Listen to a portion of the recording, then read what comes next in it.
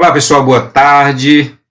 Dia quente por aqui, mesmo assim vou gravar este vídeo porque quero falar de um assunto aqui com você muito importante, intrigante na verdade, que é a idolatria ao crime. Talvez você já até ouviu essa expressão, mas vou discutir a respeito disso aqui.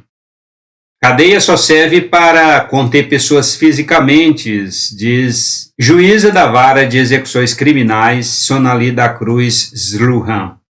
Enquanto as pessoas não se tornarem mais humanas, pararem de ver o outro como inimigo, enquanto não acabar o discurso de ódio, de punitivismo, não tem solução.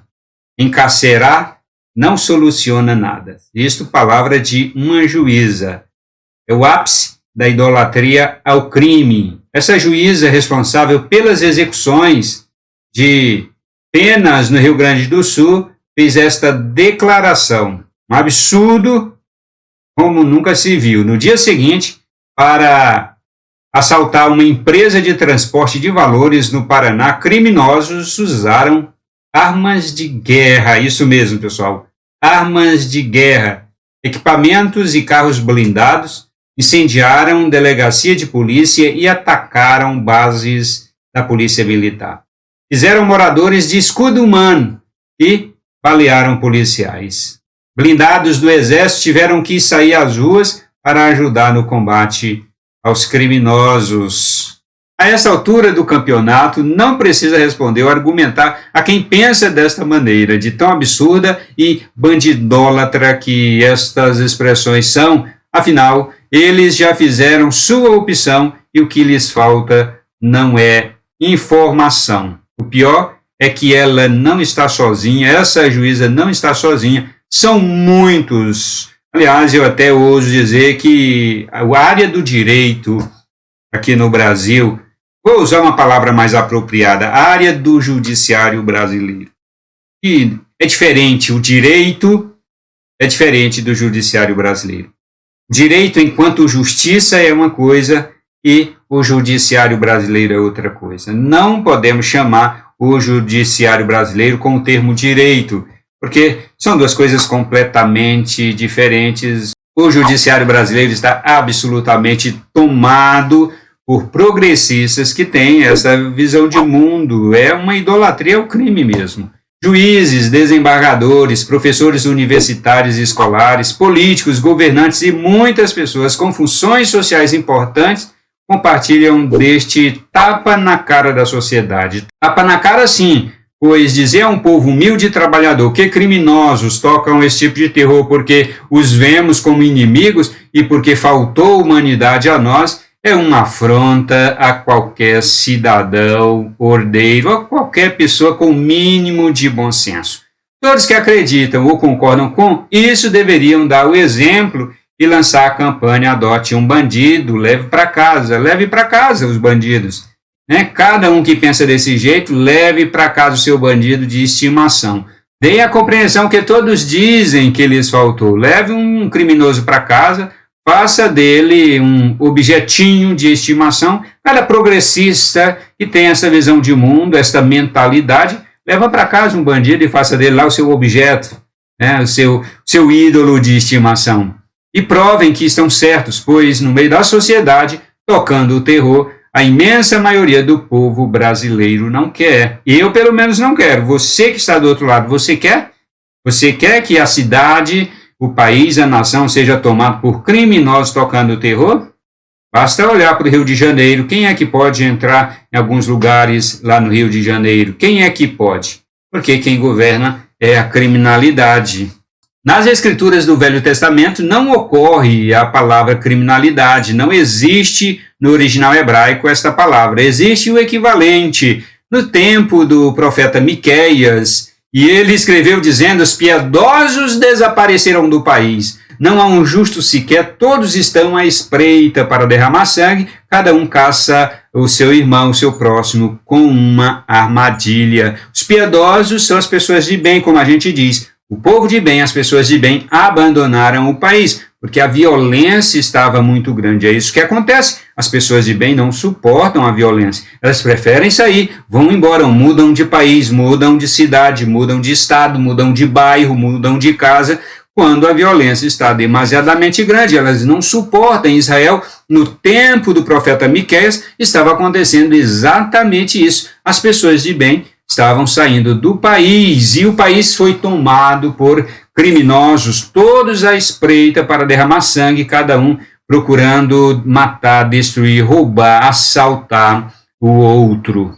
Os cristãos progressistas, mas não somente eles, os progressistas não cristãos, se utilizam inclusive de Mateus capítulo 5, verso 9, quando Jesus disse: bem-aventurados os pacificadores, pois serão chamados filhos de Deus. Eles usam essa palavra de Jesus para defender a criminalidade, para defender a bandidagem, dizendo que temos que pacificar os criminosos. Agora a pergunta é, como é que se faz isso? Como é que se pacifica os criminosos que não querem ser pacificados? Como é que se pacifica, como é que se coloca paz quando os bandidos eles estão ali para fazer o crime, para praticar o crime?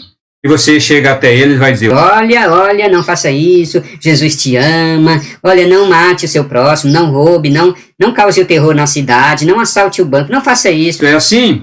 É desta maneira? Como é que se enfrenta a criminalidade? Como é que se enfrenta os criminosos com armas pesadas e eles estão ali para matar mesmo, para destruir, para causar o terror? Como é que você vai pacificar?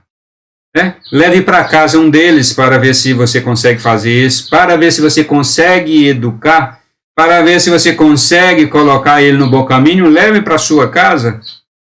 Talvez assim você vai aprender que não é bem assim que a banda toca.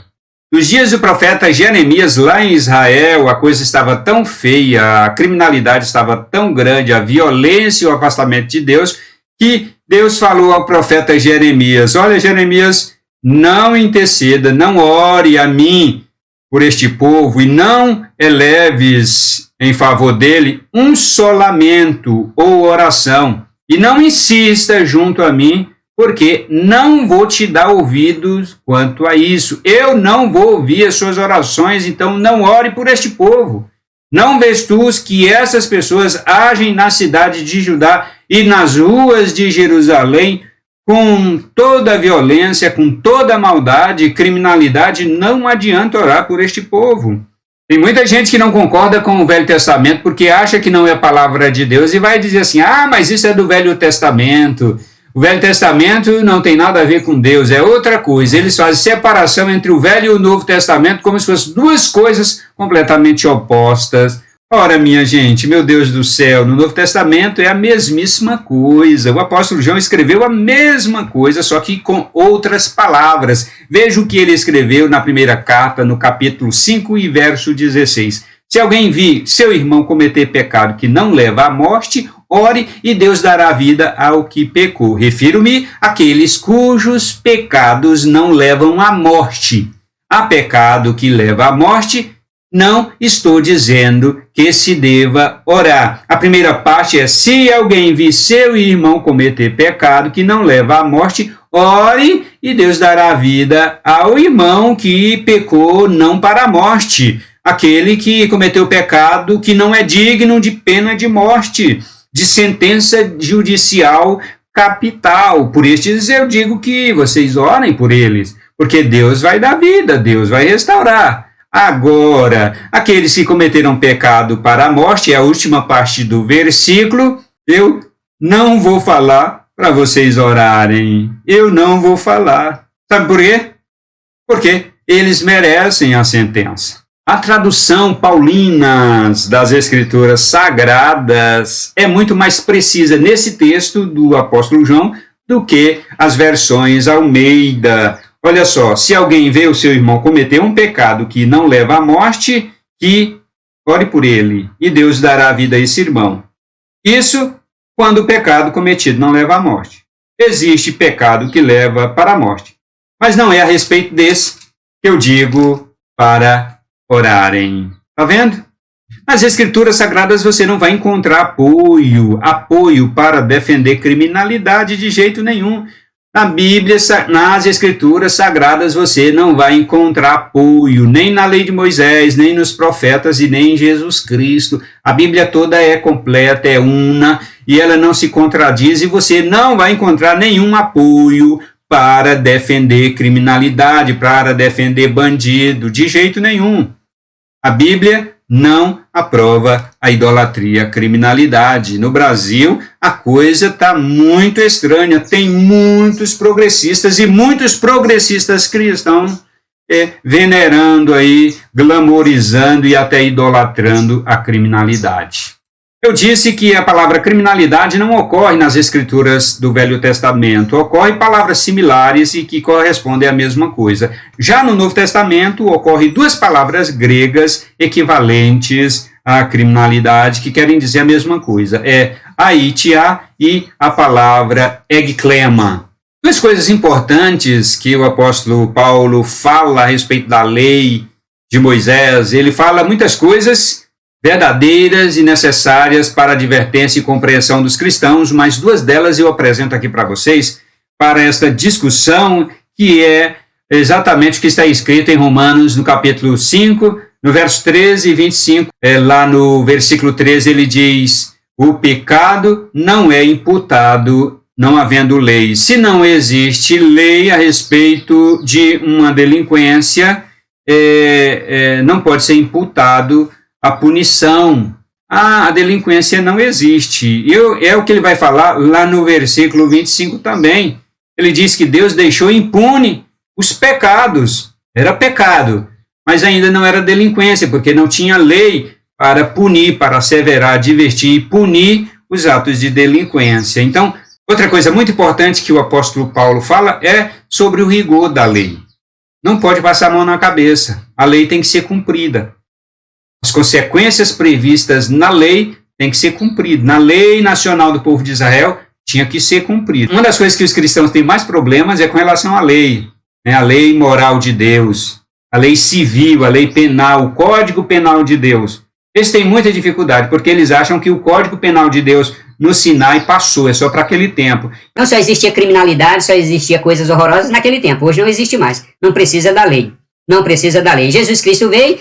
Eles acham que porque Jesus Cristo veio, Jesus Cristo aboliu aquela lei, a lei civil, o Código Penal de Deus, lá de Moisés, da nação de Israel, foi tudo abolido porque Jesus Cristo veio. Agora só é cristianismo, paz e amor. Então você não pode usar a mesma força ou a força maior do que a força dos criminosos para abatê-los. Você não pode, porque isso é violência, é a cultura da violência. São os cristãos aí de fala mansa, né? Os cristãos progressistas de fala mansa, são os cristãos pacifistas. Infelizmente, com muita dó, com muita tristeza, eu falo isso, não poderia ser assim, não tem que ser assim, minha gente, de jeito nenhum, não tem que ser assim, repito. Então o apóstolo Paulo fala da retroatividade, fala do rigor da lei, e tem que ser aplicado. O apóstolo João está em sincronia com o apóstolo Paulo quando disse, eu digo a vocês, eu nem vou falar para vocês orarem por aqueles que cometem crimes que merecem a morte, que merecem a pena de morte. Foi o que o apóstolo João falou. Ele está em sincronia com o apóstolo Paulo. Eles não se contradizem. E eles também estão em sincronia com Jesus Cristo. Pois Jesus Cristo falou disso também. Eu acho muito interessante. Quando Jesus Cristo falou a Pedro, lá no Monte das Oliveiras, alguns fariseus com os soldados, aqueles que guardavam o templo de Jerusalém, eles eram soldados específicos para guardar o templo de Jerusalém, eles chegaram ali para prender Jesus e o levarem para ser julgado pelo sinédrio dos hebreus e também pelos governos regionais romanos ali na Palestina.